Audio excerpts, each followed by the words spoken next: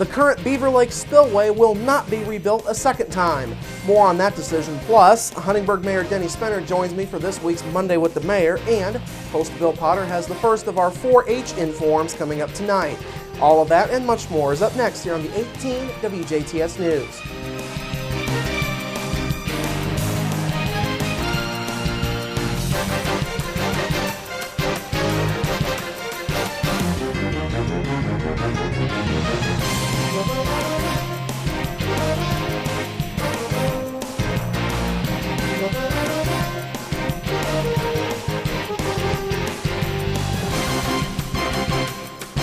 Hello, I'm Bradford Raths. We begin with a chase through Daviess and Martin counties that ended with a pair of Alabama cousins in jail. Yesterday, Daviess and Martin County Sheriff's deputies were on the lookout for a white 1998 Ford Escort with an Alabama license plate. Deputies say the two people in the vehicle were wanted in connection with a July 5th murder in Leeds, Alabama, and might be somewhere in the Montgomery area. Just before 1:50 yesterday afternoon, a Daviess County Sheriff's deputy noticed a vehicle matching the description that pulled out of the Viking Mart gas station in Montgomery, crossed Highway 50, and pulled into the Dollar General parking lot. After following the vehicle across the street, the deputy got out and tried to get the suspects to surrender. Instead, the driver put the vehicle in reverse, jumped the curb in the parking lot, and headed eastbound on US 50 at a high rate of speed. The pursuit was on at that point, and the suspects ran several other vehicles off of the road as the chase went east into Martin County and through Lagodi and Shoals. The driver lost control of the vehicle near Shoals Community Schools, which caused the vehicle to go down an embankment and hit several trees before coming to a stop. The driver, 26-year-old Corey Zito of Lydia, Alabama, along with 30-year-old Candy Zito of Leeds, were flown to Deaconess Hospital in Evansville for treatment of serious injuries. The investigation is being handled by both the Martin and Daviess County Sheriff's Departments in partnership with the Leeds City Police Department in Leeds, Alabama. No other injuries were reported. Yet another attempted theft at the Jasper Walmart has netted an arrest. At 12:15 yesterday afternoon, Jasper police were called to the Walmart after store personnel had detained a woman for shoplifting. Police say 31-year-old Carla Wood of Jasper tried to leave the store with nearly $1,500 worth of merchandise without paying. Wood was arrested and booked into the DuBois County Security Center, and she's charged with a level 6 felony for theft. Now, this was the third shoplifting incident in 4 days at the Jasper Walmart. Police took 26-year-old Jonathan Rote of Huntingburg on Thursday afternoon for attempting to steal $100 worth of merchandise. Then on Friday, police arrested 42-year-old Laura Harker of Shoals, 41-year-old Gabriella Luna of Jasper, and 37-year-old Anna Newton of Paoli. The three, who were employees at the Walmart, had stolen food items from the store over the last several months. A proposed second rebuild of the spillway at Beaver Lake will not happen anytime soon after all. This morning, the Jasper Utility Service Board's Water Committee voted unanimously against moving ahead with bids for a second reconstruction of the spillway, a project that would raise the lake's water levels.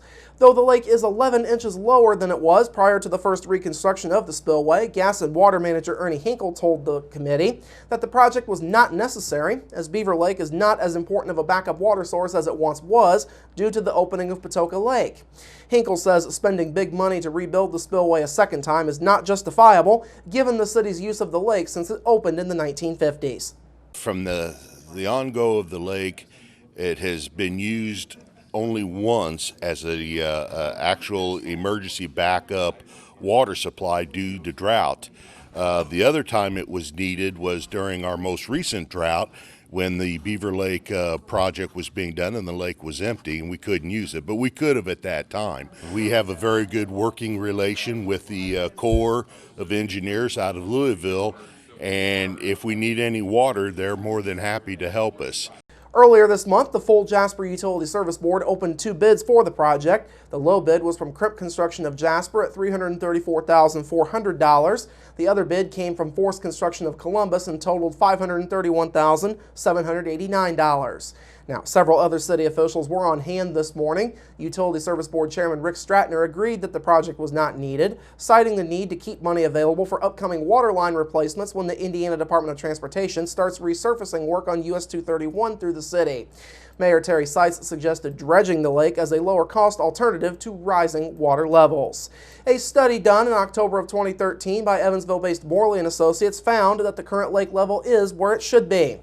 The firm also stated that the 11-inch difference in water level was due to a channel that held water in, thus raising the level of the lake. That channel was taken out by Force Construction during the 2012 spillway rebuild. And finally tonight, the fundraising battle has kicked into high gear in the race to be Indiana's governor in 2016. New campaign fundraising numbers in the governor's race show that Democratic candidate John Gregg has raised more money than incumbent Republican Governor Mike Pence. Gregg raised $1.76 million through June 30th, about $125,000 more than the $1.63 million collected by Pence. Gregg received a handful of $100,000 to $200,000 donations from regional and national labor unions. Laura Albright, a political science professor at the University of Indianapolis, says the relatively small difference should concern the governor. She says it's especially rare that a Democratic challenger in a primarily Republican state would raise more money than the incumbent. Pence has over $4.2 million in his campaign coffers compared to just over $1.8 million for Gregg.